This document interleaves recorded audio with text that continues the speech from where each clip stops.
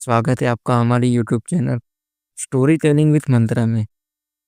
दोस्तों, ये वीडियो शुरू करने से पहले मैं आपसे नम्र विनंती करना चाहूँगा कि हमारी कहानी आपको अच्छी लगे तो प्लीज़ हमारी चैनल को सब्सक्राइब कर लें, ताकि और भी ऐसी कथाएं आप सुन सकें।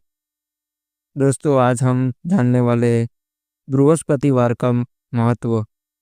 और इससे पहले मैंने सोमवार से लेके बुधवार तक सभी दिनों का महत्व और उसकी कथा के बारे में आपको अवगत कराया है। तो आइए शुरू करते हैं बृहस्पतिवार का दिन का महत्व। बृहस्पतिवार का दिन भगवान विष्णु और देवताओं के गुरु बृहस्पति देव को समर्पित है। बृहस्पति देव के देवताओं का गुरु होने के कारण ही इस दिन को गुरुवार के नाम से भी जाना जाता है। बृहस्पतिवार के दिन भगवान विष्णु की बृहस्पति देव के रूप में पूजा का विधान है। बृहस्पतिवार व्रत का महत्व। यह व्रत अत्यंत फलदायी है।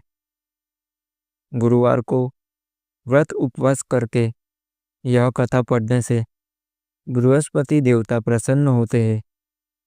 बृहस्पति देव को बुद्धि का कारक माना जाता है। अनुराधा नक्षत्र युक्त गुरुवार से व्रत आरंभ करके 7 गुरुवार उपवास करने से बृहस्पति ग्रह की हर पीड़ा से मुक्ति मिलती है। गुरुवार का व्रत पूरे श्रद्धाभाव से करने पर व्यक्ति को गुरु ग्रह का दोष खत्म हो जाता है तथा गुरु कृपा प्राप्त होती है। इस दिन व्रत करने से व्यक्ति को सारे सुखों की प्राप्ति होती है। आइए दोस्तों, जानते हैं बृहस्पतिवार की पौराणिक व्रत कथा। प्राचीन समय की बात है। एक नगर में एक बड़ा व्यापारी रहता था। वह जहाज़ों में माल लाद कर दूसरे देशों में भेजा करता था। वह जिस प्रकार अधिक धन कमाता था, उसी प्रकार जी खोलकर दान भी करता था। परंतु उसकी पत्नी अत्यंत कंजूस थी। वह किसी को एक दमड़ी भी नहीं देने देती थी। एक बार सेठ जब दूसरे देश व्यापार करने गया तो पीछे से बृहस्पति देव ने साधु वेश में उसकी पत्नी से भिक्षा मांगी। व्यापारी की पत्नी बृहस्पति देव से बोली, हे साधु महाराज, मैं इस दान और पुण्य से तंग आ गई हूँ। आप कोई ऐसा उपाय बताइए जिससे मेरा सारा धन नष्ट हो जाए और मैं आराम से रह सकूं। मैं ये धन लूटता हुआ नहीं देख सकती। बृहस्पति देव ने कहा, हे देवी, तुम बड़ी विचित्र हो। संतान और धन से कोई दुखी होता है? अगर धनिक अ- अगर अधिक धन है तो इसे शुभ कार्यों में लगाओ। कुंवारी कन्याओं का विवाह कराओ। विद्यालय और बाग बगीचों का निर्माण कराओ। ऐसे पुण्य कार्य करने से तुम्हारा लोक परलोक सार्थक होगा। परंतु साधु की इन बातों से व्यापारी की पत्नी को खुशी नहीं हुई। उसने कहा, मुझे ऐसे धन की आवश्यकता नहीं है जिसे मैं दान दूं। तब बृहस्पति देव बोले, यदि तुम्हारी ऐसी इच्छा है तो तुम एक उपाय करना। 7 बृहस्पतिवार घर को गोबर से लिपना। अपने केसों को पीली मिट्टी से धोना। केसों को धोते समय स्नान करना। व्यापारी से हजामत बनाने को कहना। भोजन में मांस मदीना खाना। कपड़े अपने घर धोना। ऐसा करने से तुम्हारा सारा धन नष्ट हो जाएगा। इतना कहकर बृहस्पति देव अंतर्ध्यान हो गए। व्यापारी की पत्नी ने बृहस्पति देव के कहे अनुसार 7 बृहस्पतिवार वैसा ही करने का निश्चय किया। केवल 3 बृहस्पतिवार बीते थे कि उसी समस्त धन संपत्ति नष्ट हो गई और वह परलोक सुधार गई। जब व्यापारी वापस आया तो उसने देखा कि उसका सब कुछ नष्ट हो चुका है।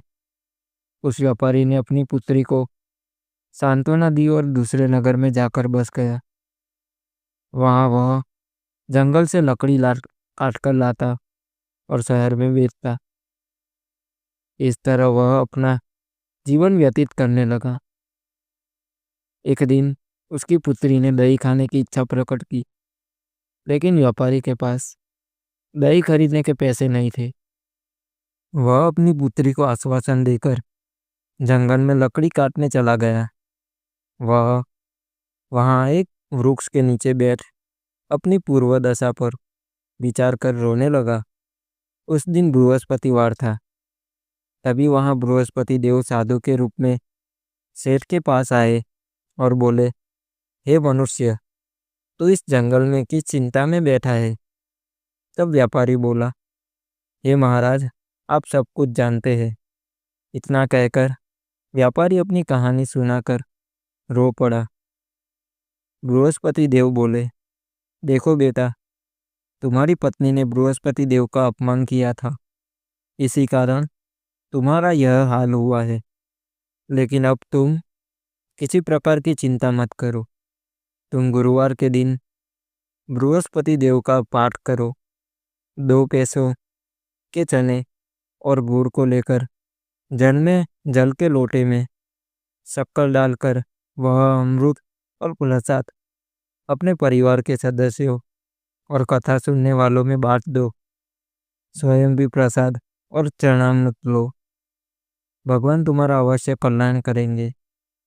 साधु की बात सुनकर व्यापारी बोला, महाराज, मुझे तो इतना भी नहीं बचता कि मैं अपनी पुत्री को दही ला के दूं। इस पर साधु जी बोले, तुम लकड़ियाँ शहर में बेचने जाना। तुम्हें लकड़ियों के दाम पहले से चौगुने मिलेंगे, जिससे तुम्हारे सारे कार्य सिद्ध हो जाएंगे। उसने लकड़ियाँ काटी और शहर में बेचने के लिए चल पड़ा। उसकी लकड़ियाँ अच्छे दाम में बिक गई, जिससे उससे अपनी पुत्री के लिए दही लिया और गुरुवार की कथा हेतु चना गुड़ लेकर कथा की और प्रसाद बांटकर स्वयं भी खाया।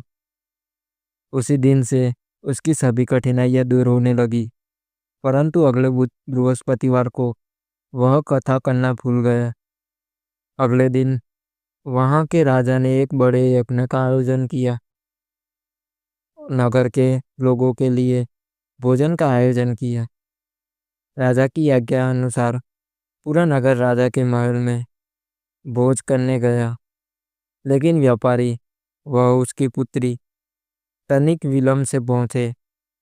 अंततः उन दोनों को राजा ने महल में ले जाकर भोजन कराया। जब वे दोनों लौटकर आए, तब रानी ने देखा कि उसका खूंटी पर टंगा हार गायब है।